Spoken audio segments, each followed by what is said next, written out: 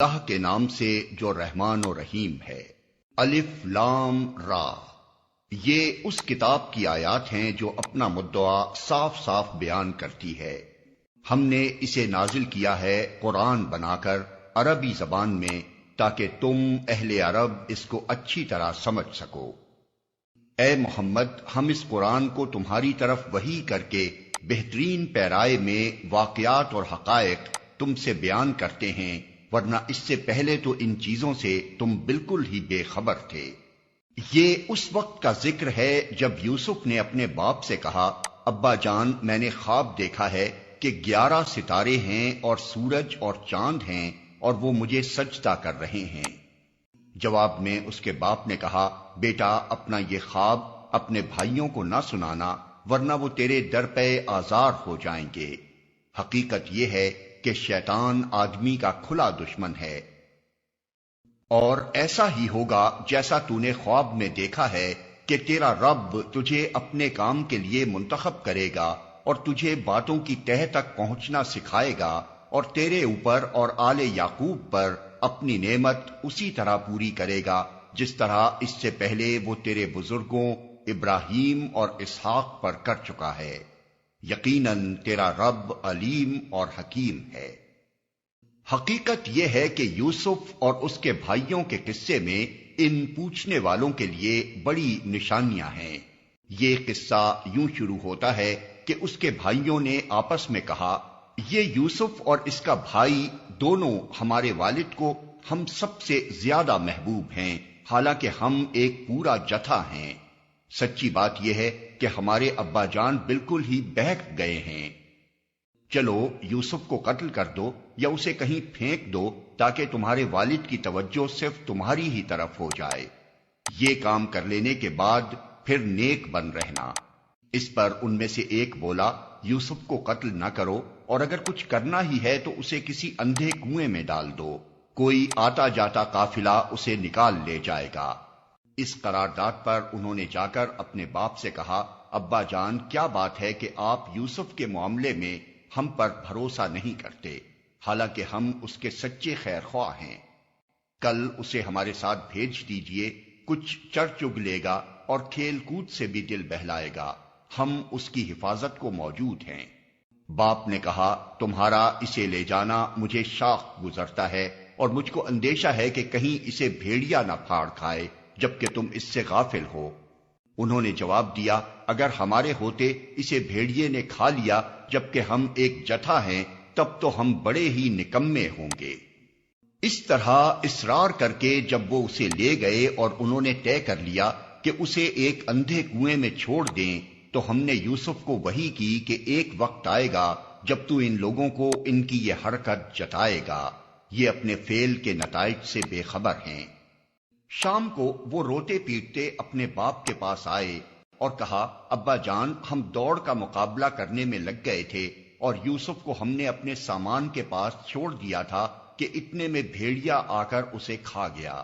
آپ ہماری بات کا یقین نہ کریں گے چاہے ہم سچے ہی ہوں۔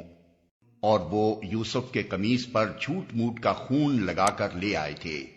یہ سن کر ان کے باپ نے کہا، بلکہ تمہارے نفس نے تمہارے لیے ایک بڑے کام کو آسان بنا دیا، اچھا صبر کروں گا اور بخوبی کروں گا۔ جو بات تم بنا رہے ہو اس پر اللہ ہی سے مدد مانگی جا سکتی ہے۔ ادھر ایک قافلہ آیا اور اس نے اپنے سکے کو پانی لانے کے لیے بھیجا۔ سکے نے جو کنویں میں ڈول ڈالا تو یوسف کو دیکھ کر پکار اٹھا، مبارک ہو، یہاں تو ایک لڑکا ہے۔ ان لوگوں نے اس کو مال تجارت سمجھ کر چھپا لیا، حالانکہ جو کچھ وہ کر رہے تھے خدا اس سے باخبر تھا۔ آخر کار انہوں نے اس کو تھوڑی سی قیمت پر چند درہموں کے عوض بیچ ڈالا، اور وہ اس کی قیمت کے معاملے میں کچھ زیادہ کے امیدوار نہ تھے۔ مصر کے جس شخص نے اسے خریدا اس نے اپنی بیوی سے کہا، اس کو اچھی طرح رکھنا، بعید نہیں کہ یہ ہمارے لیے مفید ثابت ہو یا ہم اسے بیٹا بنا لیں۔ اس طرح ہم نے یوسف کے لیے اس سرزمین میں قدم جمانے کی صورت نکالی اور اسے معاملہ فہمی کی تعلیم دینے کا انتظام کیا۔ اللہ اپنا کام کر کے رہتا ہے، مگر اکثر لوگ جانتے نہیں ہیں۔ اور جب وہ اپنی پوری جوانی کو پہنچا تو ہم نے اسے قوت فیصلہ اور علم عطا کیا، اس طرح ہم نیک لوگوں کو جزا دیتے ہیں۔ جس عورت کے گھر میں وہ تھا وہ اس پر ڈورے ڈالنے لگی اور ایک روز دروازے بند کر کے بولی، آ جا۔ یوسف نے کہا، خدا کی پناہ، میرے رب نے تو مجھے اچھی منزلت بخشی اور میں یہ کام کروں، ایسے ظالم کبھی فلاح نہیں پایا کرتے۔ وہ اس کی طرف بڑھی اور یوسف بھی اس کی طرف بڑھتا اگر اپنے رب کی برہان نہ دیکھ لیتا۔ ایسا ہوا تاکہ ہم اس سے بدی اور بے حیائی کو دور کر دیں۔ در حقیقت وہ ہمارے چنے ہوئے بندوں میں سے تھا۔ آخر کار یوسف اور وہ آگے پیچھے دروازے کی طرف بھاگے اور اس نے پیچھے سے یوسف کا قمیص کھینچ کر پھاڑ دیا۔ دروازے پر دونوں نے اس کے شوہر کو موجود پایا۔ اسے دیکھتے ہی عورت کہنے لگی، کیا سزا ہے اس شخص کی جو تیری گھر والی پر نیت خراب کرے؟ اس کے سوا اور کیا سزا ہو سکتی ہے کہ وہ قید کیا جائے یا اسے سخت عذاب دیا جائے؟ یوسف نے کہا، یہی مجھے پھانسنے کی کوشش کر رہی تھی۔ اس عورت کے اپنے کنبے والوں میں سے ایک شخص نے قرینے کی شہادت پیش کی کہ اگر یوسف کا قمیص آگے سے پھٹا ہو تو عورت سچی ہے اور یہ جھوٹا، اور اگر اس کا قمیص پیچھے سے پھٹا ہو تو عورت جھوٹی ہے اور یہ سچا۔ جب شوہر نے دیکھا کہ یوسف کا قمیص پیچھے سے پھٹا ہے تو اس نے کہا، یہ تم عورتوں کی چالاکیاں ہیں، واقعی بڑے غضب کی ہوتی ہیں تمہاری چالیں۔ یوسف اس معاملے میں درگزر کر، اور اے عورت، تو اپنے قصور کی معافی مانگ، تو ہی اصل میں خطا کار تھی۔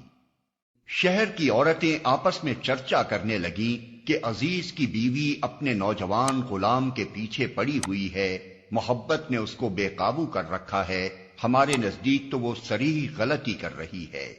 اس نے جو ان کی یہ مکارانہ باتیں سنی تو ان کو بلاوا بھیج دیا اور ان کے لیے تکیہ دار مجلس آراستہ کی اور ضیافت میں ہر ایک کے آگے ایک ایک چھری رکھ دی۔ پھر عین اس وقت جب کہ وہ پھل کاٹ کاٹ کر کھا رہی تھی، اس نے یوسف کو اشارہ کیا کہ ان کے سامنے نکل آ۔ جب ان عورتوں کی نگاہ اس پر پڑی تو وہ دنگ رہ گئیں اور اپنے ہاتھ کاٹ بیٹھیں اور بے ساختہ پکار اٹھیں، حاشا للہ، یہ شخص انسان نہیں ہے، یہ تو کوئی بزرگ فرشتہ ہے۔ عزیز کی بیوی نے کہا، دیکھ لیا، یہ ہے وہ شخص جس کے معاملے میں تم مجھ پر باتیں بناتی تھیں۔ بے شک میں نے اسے رجھانے کی کوشش کی تھی مگر یہ بچ نکلا۔ اگر یہ میرا کہنا نہ مانے گا تو قید کیا جائے گا اور بہت ذلیل و خوار ہوگا۔ اس کے رب نے اس کی دعا قبول کی اور ان عورتوں کی چالیں اس سے دفع کر دیں۔ بے شک وہی ہے جو سب کی سنتا اور سب کچھ جانتا ہے۔ پھر ان لوگوں کو یہ سوجی کہ ایک مدت کے لیے اسے قید کر دیں، حالانکہ وہ اس کی پاک دامنی اور خود اپنی عورتوں کے برے اطوار کی صریح نشانیاں دیکھ چکے تھے۔ قید خانے میں 2 غلام اور بھی اس کے ساتھ داخل ہوئے۔ ایک روز ان میں سے ایک نے اس سے کہا، میں نے خواب میں دیکھا ہے کہ میں شراب کشید کر رہا ہوں۔ دوسرے نے کہا، میں نے دیکھا کہ میرے سر پر روٹیاں رکھی ہیں اور پرندے ان کو کھا رہے ہیں۔ دونوں نے کہا، ہمیں اس کی تعبیر بتائیے، ہم دیکھتے ہیں کہ آپ ایک نیک آدمی ہیں۔ یوسف نے کہا، یہاں جو کھانا تمہیں ملا کرتا ہے اس کے آنے سے پہلے میں تمہیں ان خوابوں کی تعبیر بتا دوں گا۔ یہ علم ان علوم میں سے ہے جو میرے رب نے مجھے عطا کیے ہیں۔ واقعہ یہ ہے کہ میں نے ان لوگوں کا طریقہ چھوڑ کر جو اللہ پر ایمان نہیں لاتے اور آخرت کا انکار کرتے ہیں، اپنے بزرگوں ابراہیم، اسحاق اور یعقوب کا طریقہ اختیار کیا ہے۔ ہمارا یہ کام نہیں ہے کہ اللہ کے ساتھ کسی کو شریک ٹھہرائیں۔ در حقیقت یہ اللہ کا فضل ہے ہم پر اور تمام انسانوں پر کہ اس نے اپنے سوا کسی کا بندہ ہمیں نہیں بنایا، مگر اکثر لوگ شکر نہیں کرتے۔ اے زنداں کے ساتھیوں، تم خود ہی سوچو کہ بہت سے متفرق رب بہتر ہیں یا وہ ایک اللہ جو سب پر غالب ہے؟ اس کو چھوڑ کر تم جن کی بندگی کر رہے ہو وہ اس کے سوا کچھ نہیں ہیں کہ بس چند نام ہیں جو تم نے اور تمہارے آباء و اجداد نے رکھ لیے ہیں۔ اللہ نے ان کے لیے کوئی سند نازل نہیں کی۔ فرما روائی کا اقتدار اللہ کے سوا کسی کے لیے نہیں ہے۔ اس کا حکم ہے کہ خود اس کے سوا تم کسی کی بندگی نہ کرو۔ یہی ٹھیٹ سیدھا طریقے زندگی ہے، مگر اکثر لوگ جانتے نہیں ہیں۔ اے زنداں کے ساتھیو، تمہارے خواب کی تعبیر یہ ہے کہ تم میں سے ایک تو اپنے رب شاہ مصر کو شراب پلائے گا، رہا دوسرا تو اسے سولی پر چڑھایا جائے گا اور پرندے اس کا سر نوچ نوچ کر کھائیں گے۔ فیصلہ ہو گیا اس بات کا جو تم پوچھ رہے تھے۔ پھر ان میں سے جس کے متعلق خیال تھا کہ وہ رہا ہو جائے گا، اس سے یوسف نے کہا کہ اپنے رب شاہ مصر سے میرا ذکر کرنا، مگر شیطان نے اسے ایسا غفلت میں ڈالا کہ وہ اپنے رب شاہ مصر سے اس کا ذکر کرنا بھول گیا، اور یوسف کئی سال قید خانے میں پڑا رہا۔ ایک روز بادشاہ نے کہا، میں نے خواب میں دیکھا ہے کہ 7 موٹی گائیں ہیں جن کو 7 دبلی گائیں کھا رہی ہیں، اور اناج کی 7 بالیں ہری ہیں اور دوسری 7 سوکھی۔ اے اہل دربار، مجھے اس خواب کی تعبیر بتاؤ اگر تم خوابوں کا مطلب سمجھتے ہو۔ لوگوں نے کہا، یہ تو پریشان خوابوں کی باتیں ہیں اور ہم اس طرح کے خوابوں کا مطلب نہیں جانتے۔ ان 2 قیدیوں میں سے جو شخص بچ گیا تھا اور اسے ایک مدت دراز کے بعد اب بات یاد آئی، اس نے کہا، میں آپ حضرات کو اس کی تعویل بتاتا ہوں، مجھے ذرا قید خانے میں یوسف کے پاس بھیج دیجئے۔ اس نے جا کر کہا، یوسف، اے سراپا راستی، مجھے اس خواب کا مطلب بتا کہ 7 موٹی گائیں ہیں جن کو 7 دبلی گائیں کھا رہی ہیں، اور 7 بالیں ہری ہیں اور 7 سوکھی۔ شاید کہ میں ان لوگوں کے پاس واپس جاؤں اور شاید کہ وہ جان لیں۔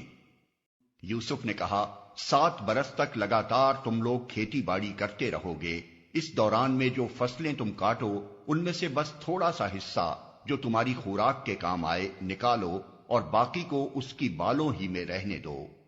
پھر 7 برس بہت سخت آئیں گے، اس زمانے میں وہ سب غلہ کھا لیا جائے گا جو تم اس وقت کے لیے جمع کرو گے، اگر کچھ بچے گا تو بس وہی جو تم نے محفوظ کر رکھا ہو۔ اس کے بعد پھر 1 سال ایسا آئے گا جس میں باران رحمت سے لوگوں کی فریاد رسی کی جائے گی اور وہ رس نچوڑیں گے۔ بادشاہ نے کہا، اسے میرے پاس لاؤ۔ مگر جب شاہی فرستادہ یوسف کے پاس پہنچا تو اس نے کہا، اپنے رب کے پاس واپس جا اور اس سے پوچھ کہ ان عورتوں کا کیا معاملہ ہے جنہوں نے اپنے ہاتھ کاٹ لیے تھے، میرا رب تو ان کی مکاری سے واقف ہی ہے۔ جب شاہی فرستادہ یوسف کے پاس پہنچا تو اس نے کہا، اس پر بادشاہ نے ان عورتوں سے دریافت کیا، تمہارا کیا تجربہ ہے اس وقت کا جب تم نے یوسف کو رجھانے کی کوشش کی تھی؟ سب نے یک زبان ہو کر کہا، حاشا للہ، ہم نے تو اس میں بدی کا شائبہ تک نہ پایا۔ عزیز کی بیوی بول اٹھی، اب حق کھل چکا ہے، وہ میں ہی تھی جس نے اس کو پھسلانے کی کوشش کی تھی، بے شک وہ بالکل سچا ہے۔ یوسف نے کہا، اس سے میری غرض یہ تھی کہ عزیز یہ جان لے کہ میں نے در پردہ اس کی خیانت نہیں کی تھی، اور یہ کہ جو خیانت کرتے ہیں ان کی چالوں کو اللہ کامیابی کی راہ پر نہیں لگاتا۔